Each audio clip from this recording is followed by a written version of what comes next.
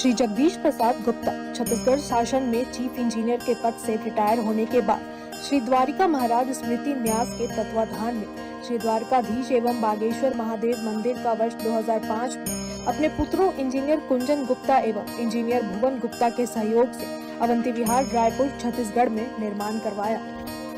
श्रीमद् भागवत कथा, राम कथा, गीता तत्व, वेदांत आदि के तात्पर्य को व्यासपीठ से कहने के कारण संतों द्वारा इन्हें आचार्य श्री जगदीश भी कहा जाता है। अपना संपूर्ण जीवन परमात्मा की सेवा में दिया।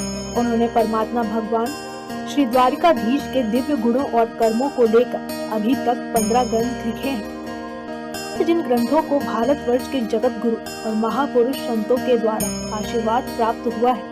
उनके ग्रंथ श्वेताश्वत रूपनिषद, सरलतम बोध के प्रथम विचार, जीवात्मा और प्रकृति के शासक परमात्मा का उद्बोधन सुन रहे हैं आप। श्वेताश्वत रूपनिषद, सरलतम बोध का उद्बोधन सुन रहे हैं। हरि ओम।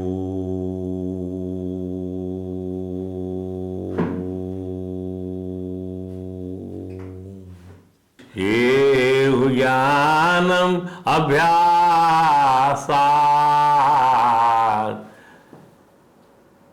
ज्ञानात् ध्यानं विशिष्यते, ध्यानात् कर्मफल त्यागः, त्यागात् शान्तिरनन्तरम्। और ध्यान से क्या श्रेष्ठ है? सर्व कर्मफल का त्याग। भगवान से जब अर्जुन ने पूछा कि प्रभु संन्यास और त्याग को स्पेसिफाई कर दीजिए, भगवान ने कहा भाई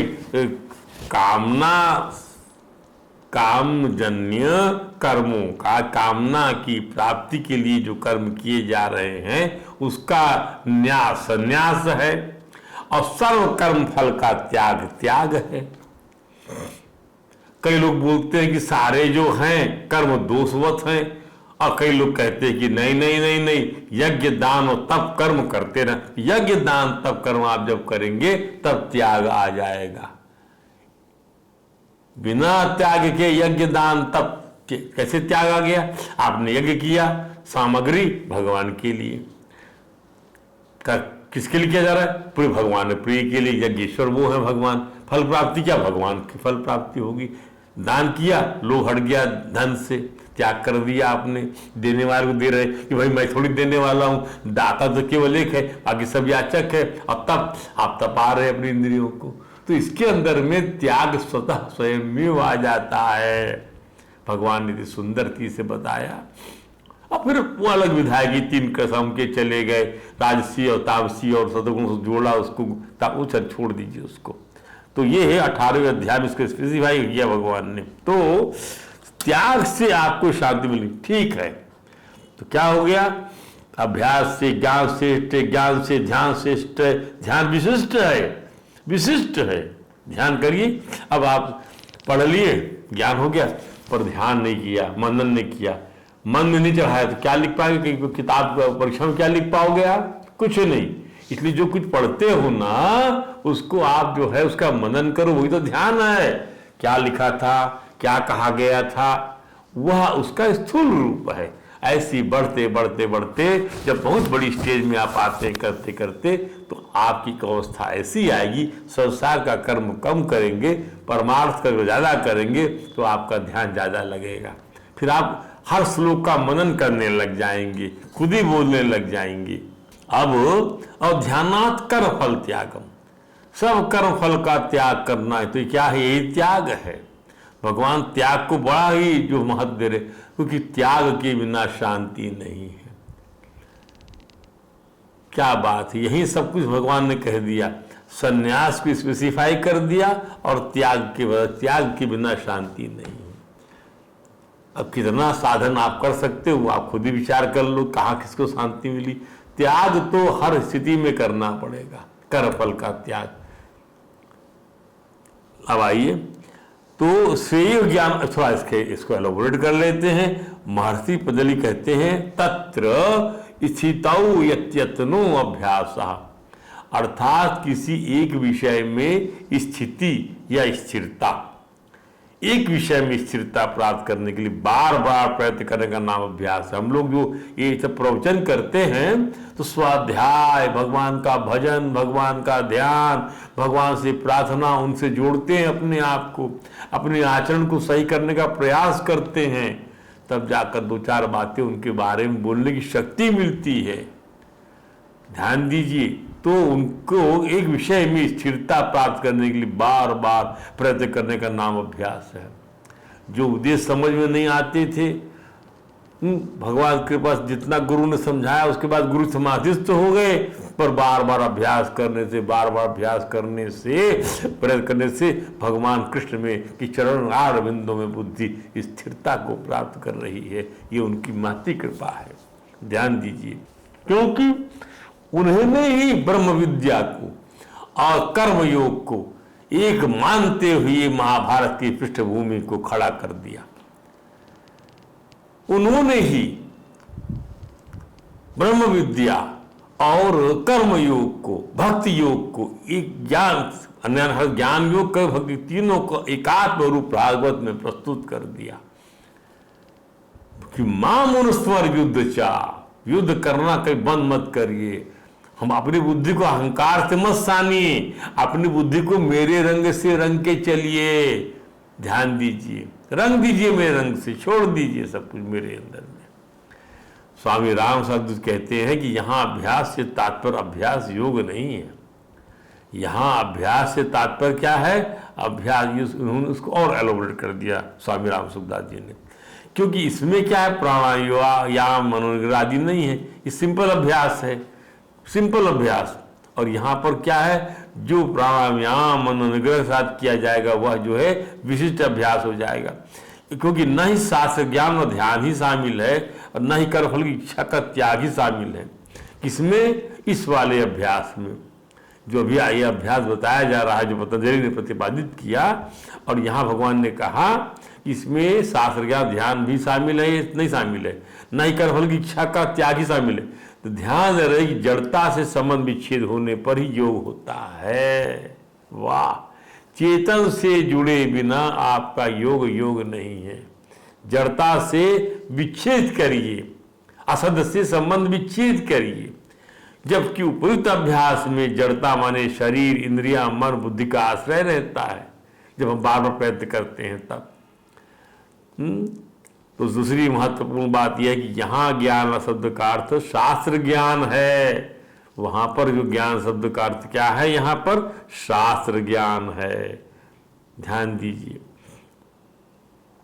तत्व ज्ञान नहीं, क्योंकि तत्व ज्ञान तो सभी साधनों का फल है। अतः यहाँ जिस ज्ञान के अभ्यास से तुलना की जा रही है उस ज्ञान में न तो अभ्यास है, जिस ज्ञान के अभ्यास तुलना की जा रही उस ज्ञान में तो अभ्यास है, न ध्यान, न कर्मफल का त्याग ही है।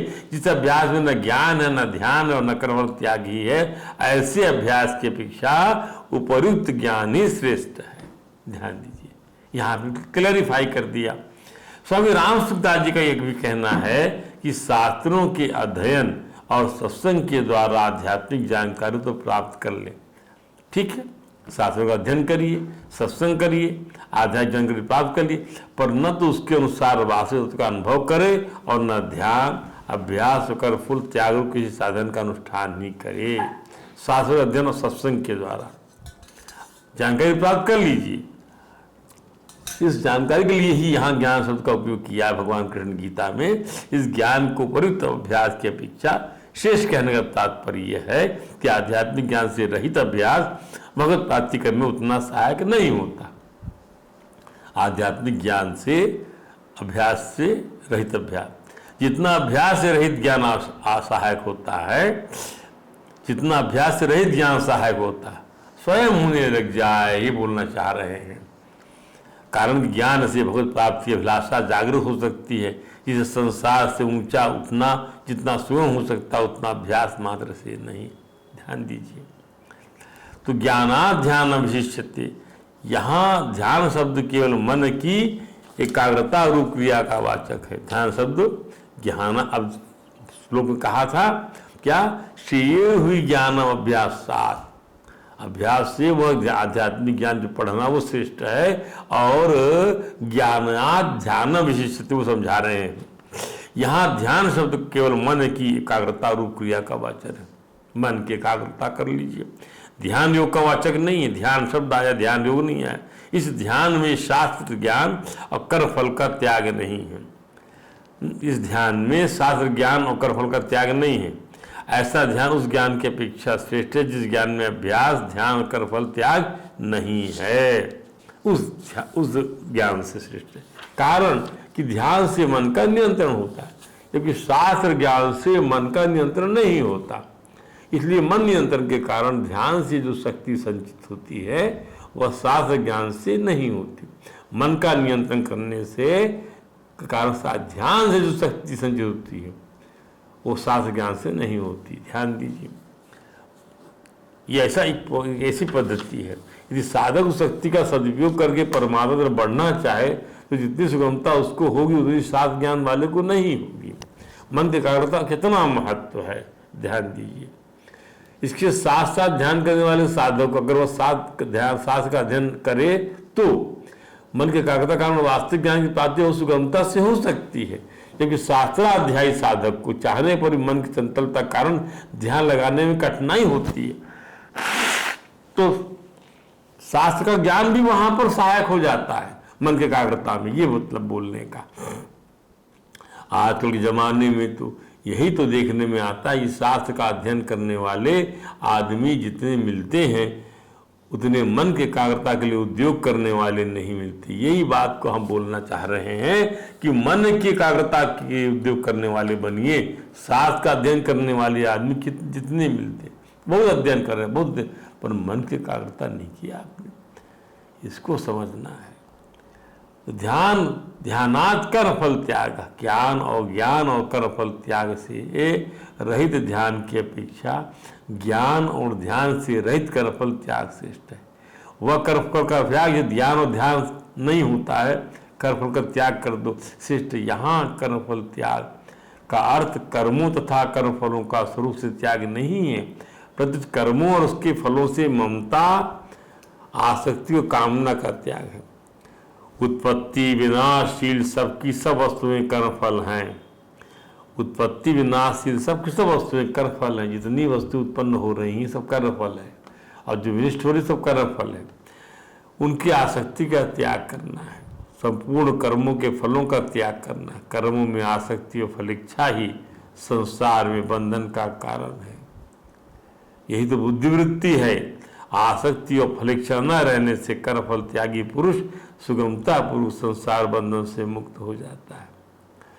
शरीर, इंद्रियां, मन, बुद्धि, योग्यता, सामर्थ्य, पदार्थ आदि जो कुछ मनुष्य के पास है वो सब का सब संसार से मिला हुआ है, उसका व्यक्तिगत नहीं है। इसलिए कर्म फलों का त्याग करने वाला कर्मयोगी मिली हुई सब सामग्री को अपनी ओर अपने लिए न मानकर उसको निष्काम भावपूर्वक संसार की ही सेवा में लगा देता। इस प्रकार मिली हुई सामग्री अर्थात जड़ता का प्रवाह संसार की तरफ हो जाने से उसका जड़ता से सरता संबंध विच्छेद हो जाता है। भाई हमने जड़ता से जोड़ दिया और उसको परमात्मा से अपने स्वाभाविक निश्चित संबंध का अनुभव हो जाता है। ध्यान दीजिए, जल वस्तु से जोड़ दिया। इसलिए कर्मयोग के लिए अलग से ध्यान लगाने की जरूरत नहीं है। स्वामी राम सुदास जी कहना, अगर वह ध्यान लगाना ही चाहे तो कोई सांसारिक कामना न होने के कारण वह सुगमता पूर्वक ध्यान लगा सकता है, जबकि सकाम भाव कारण सामान्य साधक को ध्यान लगाने में कठिनाई होती है। कर्मयोग में ममता और कामना अर्थात जड़ता का त्याग करने के साथ ही चित्त की जड़ता का भी स्वतः त्याग अपने आप हो जाता है। इसलिए परिणाम में समान रूप से परमात्म तत्व की प्राप्ति होने पर भी ध्यान का अभ्यास करने वाले साधक को ध्येय में चित्त लगाने में कठिनाई होती है। समझिए, परिणाम में समान रूप से परमात्म की प्राप्ति होने पर भी ध्यान का अभ्यास करने वाले साधक को ध्येय में चित्त लगने लगा, ध्येय माने परमात्मा में चित्त लगाने में कठिनाई होती है तथा उसे परमात्मा का अनुभव भी देरी से होता है। जबकि कर्म योगी को परमात्मा का अनुभव सुगमतापूर्वक यथाशीघ्रता से होता है। क्यों? क्योंकि वो जड़ता को संसार से जोड़ देता है। क्या जड़ता से हमारा संबंध नहीं, इसलिए इससे सिद्ध होता है ध्यान की अपेक्षा कर्मयोग का साधन श्रेष्ठ है। पुनः अपना कुछ भी नहीं, अपने लिए कुछ नहीं चाहिए और अपने लिए कुछ नहीं कहना करना है, यही कर्मयोग का मूल महामंत्र है, जिस कारण सब साधनों को विलक्षण हो जाता है। कर्मयोगो विशिष्यते, कर्मयोग विशिष्ट है। त्यागा शांति अनंतरम, यहाँ त्याग से तात्पर्य कर्म फल त्याग से ही है। त्याग के स्वरूप को विशेष रूप से समझने की आवश्यकता है। त्याग न तो उसका हो सकता है जो अपना स्वरूप है, बिल्कुल, और न उसी का हो सकता है जिसका अपना संबंध नहीं है, और न उसी का हो सकता है जिसके साथ अपना संबंध नहीं है। जिसका अपना संबंध नहीं है उसका भी हम त्याग नहीं कर सकते। जैसे अपना स्वरूप होने के कारण प्रकाश उष्णता से सूर्य का उपयोग नहीं हो सकता, उसका संबंध प्रकाश उष्णता से, और जिससे वियोग नहीं हो सकता उसका त्याग करना संभव है। अर्थात सूर्य चाहे भी उष्णता प्रकाश का त्याग कर पर नहीं कर सकता। इसके विपरीत अपना स्वरूप न होने कारण अंधकार और शीतलता से सूर्य का वियोग भी कहना नहीं बनता, क्योंकि अपना स्वरूप न होने के कारण उसका वियोग अथवा त्याग नित्य स्वतः सिद्ध है। ध्यान दीजिए, इसलिए वास्तव में त्याग उसी का होता है जो अपना नहीं है, पर भूल से हमने अपना मान लिया। जैसे त्याग और अंधकार और शीतलता, हमने जिसको भूल से अपना मान लिया है, उसी को त्याग करिए, वो भूल से अपना मान लिया है। तो जीव स्वयं चेतन अविनाशी है, तो संसार जड़ और अविनाशी है। जीव भूल से अपने अंशी परमात्मा को भूलकर विजातीय संसार को अपना मान लेता है। इसलिए संसार से मानवीय संबंध का ही त्याग करने की आवश्यकता है। त्याग असीम होता है। संसार के संबंध में तो सीमा होती है, पर संसार के त्याग में सीमा नहीं होती। ध्यान दीजिए, संसार के संबंध में सीमा है, पर संसार के त्याग में संबंध से सीमा नहीं होती। तात्पर्य है कि जिन वस्तुओं से हम अपना संबंध जोड़ते हैं उन वस्तुओं की तो सीमा होती है, पर उन वस्तुओं का त्याग असीम होता है। त्याग करते ही परमात्मा की प्राप्ति हो जाती है। परमात्मा तत्व की प्राप्ति भी असीम होती है, कारण कि परमात्मा तत्व देश काल वस्तु व्यक्ति आदि की सीमा से रहित वस्तु के मोह के कारण ही उस असीम परमात्मा तत्व का अनुभव नहीं होता।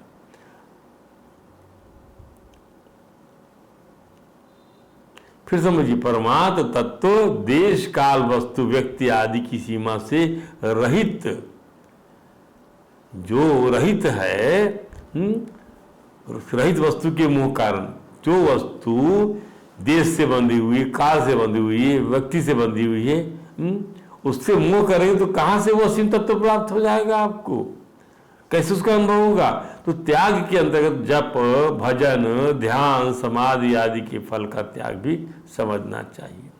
कारण कि जब तक जप, भजन, ध्यान, समाधि अपने लिए की जाती है तब तक व्यक्तित्व बना रहता है। अतः अपने लिए किया हुआ ध्यान, समाधि आदि बंधन ही तो है। इसलिए किसी भी क्रिया के साथ अपने लिए कुछ भी चाह न रखना ही त्याग है। वास्तविक त्याग में त्याग वृत्ति से भी संबंध हो जाता है और तभी परम शांति प्राप्त होती है। परम शांति का तात्पर्य भगवत प्राप्ति है। हमने यहाँ गीता के श्लोक की व्याख्या को अवतरित करके यही सत्य स्थापित करने का प्रयास किया है कि परमेश्वर का साक्षात्कार करने के लिए ध्यान भी व्यक्ति परक नहीं अपितु परमात्म परक हो। हृदयाकाश से उसको समष्टि आकाश में ले जाने की आवश्यकता है, उस मुस्कुराहट को ठाकुर जी के। इसी प्रकार की प्रार्थना हमें परमेश्वर से सतत करना है कि हमारे मन, बुद्धि और इंद्रियों में प्रकाश फैला रहे। जो देवगण है वे प्रकाश को प्रकाश दाता के लिए विस्तारित करे, ताकि निद्रा, आलस, अकर्मणता आदि दोष हमारे परमात्मा कर परक ध्यान विघ्न न डाल सके। इसलिए श्रुति पुनः परमात्मा की स्तुति का आग्रह करती है। अब अगला मंत्र कहता है ओम युञ्जते मना उत युञ्जते धियो। मन को लगाओ कि कौन? विप्र लोग, हे विप्र लोग मन को लगाओ, बुद्धि को लगाओ। विप्रा विप्रस्य विपश्चिता, उस महान सर्वत्र व्यापक सर्वज्ञ सब उत्पन्न करने वाले परमात्मा में लगाओ। विहोत्रा दधे वयुना विदेक इन्महि देवस सवितुः परसुष्टुति युजेवाम ब्रह्म पूर्व्याम नमोभि विश्लोकयतु पथ्येव सूरे शृण्वन्तु विश्वे अमृतस्य पुत्रा आयुधामानि दिव्यानि तस्तु। पहले इसका अन्वय समझ लें। विप्राह मनः युञ्जते मतलब और उत धियः युञ्जते, हे विप्र लोग मन और बुद्धि को परमेश्वर के ध्यान में लगाना है। लगाओ, लगाइए, लगाते हैं। होत्रा विदधे, जिस परमात्मा ने अग्निहोत्र आदि शुभ वरुणावित एक कर्म का विधान किया है, उन्होंने तो बनाया यज्ञ वगैरह, और समस्त जगत के विचारों को जानने वाला है। वरुणावित एक, वह एक ही है। बृहता विप्रस्य पश्यता, हमें उस सबसे महान बृहता विप्रस्य सर्वत्र व्यापक सर्वज्ञ सवितु देवस इतमहि, सर्वज्ञ सबको उत्पन्न करने वाले, सवितुमान उत्पन्न करने वाले परम देव परमेश्वर की प्रस्तुति न निश्चय ही महती स्तुति करनी चाहिए, करनी चाहिए। वाम पूर्वियम भर्म नभी युजे, मैं मन और बुद्धि दोनों के स्वामी सबके अनादि पूर्ण भर परमात्मा से बार बार नमस्कारों के द्वारा संयुक्त होता हूँ। वाम पूर्वियम ब्रह्म नभी युजे श्लोका सुरे पथ्या इव वेतु, मेरा यह वस्तुति गान श्रेष्ठ विद्वान की कीर्ति की भांति सर्वत्र फैल जाए, जिससे अमृतस्थ विश्व पुत्रा, ये अविनाशी परमात्मा समस्त पुत्र जो दिव्य लोकों में वास करते हैं सुने। दिव्यान धामाने आतस्थु शृण्वन्तु, सब सुने। अर्थात मैं अपनी मन बुद्धियों को परमात्मा में लगाते हुए जो सर्वत्र सर्वव्यापक परमात्मा है, मैं अपने मन बुद्धि दोनों के स्वामी सबके आदि पूर्ण परमात्मा बारंबार नमस्कार करता हूँ और उससे जुड़ता हूँ अपनी मन बुद्धि के साथ में। और मेरा ये स्तुति गान श्रेष्ठ विद्वान की कीर्ति की भांति, श्रेष्ठ विद्वान कौन? उसी की भांति सर्वत्र फैल जाए, जिससे अमृतस्य विश्व पुत्रा, अमृतस्य माने विश्व, अविनाशी परमात्मा के समस्त पुत्र जो दिव्य लोक में वास करते हैं, अमृतस्य विश्व पुत्रा, ये दिव्यान धामानि आतस्थु शृण्वन्तु, सुने। अब इसके एक एक पद की हम जो है विवेचना करने का प्रयास करते। विप्रा मनः युञ्जते उत धियः युञ्जते, व्याकरणाचार्यों ने विप्र शब्द का अर्थ किया है कि जो अपने आप में तृप्त है। विप्र माने क्या? जो अपने आप में कंटेंटेड है। विप्रों का बड़प्पन स्वयं सिद्ध है, दूसरे वर्णों की तरह उन्हें अपनी शिष्टता सिद्ध नहीं करना है, ना करने की जरूरत है। धन से अपने में श्रेष्ठता का अनुभव करने वाले धनेन श्रेष्ठा श्रेष्ठिनः, वे श्रेष्ठी लोग वैश्य हैं। धन में हम श्रेष्ठ हैं तो धनेन श्रेष्ठा श्रेष्ठिनः, जो ऐसा सोचते कि हम यह काम करेंगे बड़े होंगे, वह चातुर्वर्ण की दृष्टि में कर्मणा श्रेष्ठ होने वाला चतुर्थ वर्ण है कि अब ये काम करेंगे तो कर्मा चतुर्थ वर्ग हो गया। अब श्रेष्ठी का अर्थ है कि जो श्रेष्ठ पुरुष हैं, विद्वान हैं, ब्राह्मण हैं, महात्मा हैं, वे उनको मिलते हैं, उन्हीं की सेवा सत्कार से, भोजन प्रकार भाजन से प्रसन्न होकर उनको मिलते हैं, वे श्रेष्ठ लोग हैं। इन्हीं कृपा श्रेष्ठी वर्ग पर होती है। तो श्रेष्ठी वर्ग स्वयं श्रेष्ठा न भवन्ति श्रेष्ठवंतो भवन्ति श्रेष्ठिना, तो श्रेष्ठी वर्ग स्वयं श्रेष्ठा न भवन्ति, जहाँ भी स्वयं श्रेष्ठ हैं वहां पर श्रेष्ठी स्वयं श्रेष्ठ नहीं है, कृपा होती श्रेष्ठी वर्ग पर। ब्राह्मण महात्मा की कृपा सेवा सत्कार से खुश हो जाते हैं, तो उनको मिलती है, इसलिए वो श्रेष्ठ है। जो क्षत्रिय भी अपने बल से बड़पन अनुभव करते हैं, और विप्र वह हैं जो अपने आप में तृप्त रहते हैं, प्रसन्न है अपने आप। संसार के विषय भोगों जरूरत जिसको अपनी तृप्ति के लिए नहीं, संसार के विषय भोगों को की जरूरत जिसको अपनी तृप्ति के लिए नहीं, वह विप्र है। यही लोग या ऐसी वृत्ति को जागृत करने वाले ही मन योग कर सकते हैं, बुद्धि योग कर सकते हैं, ज्ञान योग कर सकते हैं। मन योग माने भावना योग, और धिय योग माने ज्ञान योग। मनोयोग माने भावना योग, और धियो योग माने ज्ञान योग। माने मन की एकाग्रता और बुद्धि की तीक्ष्णता कौन संपादन कर सकता है? जिसकी अपनी बुद्धि तृप्ति के लिए बाह्य विषयों की अपेक्षा नहीं है। अन्यथा यह चाहो वह चाहो तो हजारों इच्छाएं मन में भरने पर क्या ध्यान लगाना संभव कहते नहीं। तो स्वामी अखंडानंद जी कहते हैं कि मन संसार के सब ज्ञानों का असाधारण कारण है। मन संसार के सब ज्ञानों का असाधारण कारण है। बुद्ध वृत्ति माने धिया हमें जो बहुवचन है, इसमें प्रत्येक इंद्रिय के द्वारा जो विशेष ज्ञान होता है सो लेना है, उन सबको योग में लगाना है, मन समाधि में लगाना है, परमात्मा में लगाना है। तो ब्राह्मण वृत्ति चाहिए। इसका अर्थ है यदि ध्यान करने के लिए बैठा जाए तो मन यदि संसार की चीजों को मांगने वाला बना हुआ है तो ध्यान नहीं होगा। उन पदार्थों की तृष्णा को लेकर ध्यान लगाएंगे तो नहीं लगेगा, और तृप्त रहकर ध्यान लगाएंगे तो ही लगेगा। तो जिसका ध्यान लगाना है उसकी स्तुति करना है, चाहे आत्मा हो, चाहे परमात्मा हो, चाहे समाधि हो। अगर उसमें श्रेष्ठ गुणों को मंडित नहीं करेंगे तो न बुद्धि उसमें टिकेगी और न ही उसमें मन लगेगा। उसके श्रेष्ठ गुणों को मंडित करना है।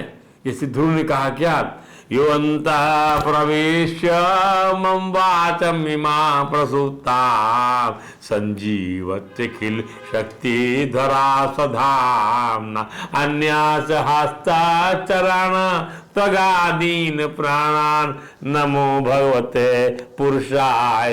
हे प्रभु, जो पौरुष है मेरे मन बुद्धि में, मेरे हस्त में, मेरे चरण में, वो सब आपके कारण से, क्योंकि आप अंतःकरण में विराजमान। ऐसा स्तुति ज्ञान करना पड़ेगा। इसलिए जो ध्यान करने वाले विप्र लोग हैं, ध्याता मनीषी हैं, वे परमात्मा की श्रेष्ठता का चिंतन करते। वो अजर हैं, अमर है, वो अविनाशी है, वो महान है, वो स्वयं नित्य तृप्त है, वो सर्वज्ञ है, वही संपूर्ण व्यवस्थाओं के संचालक है, वही अंतःकरण का संज्ञाता है। यह सब उसके बारे में चिंतन करते हैं। इसी आशय के मंगलाचरण के अनेक पदों की रचना कर उस विशंबर का सर्वतोभावेन गुणगान करते। तस्मै सबसे नमो नमः। जितना उसको जानोगे उतनी उसकी स्तुति करोगे। तो आज हम प्रवचन को यही विश्राम देते हैं। कल आपको पद के और अन्य साथ समझाएंगे। बोले वृंदावन बिहारी लाल की जय। हरे राम राम राम हरे हरे, हरे कृष्ण कृष्ण कृष्ण हरे हरे।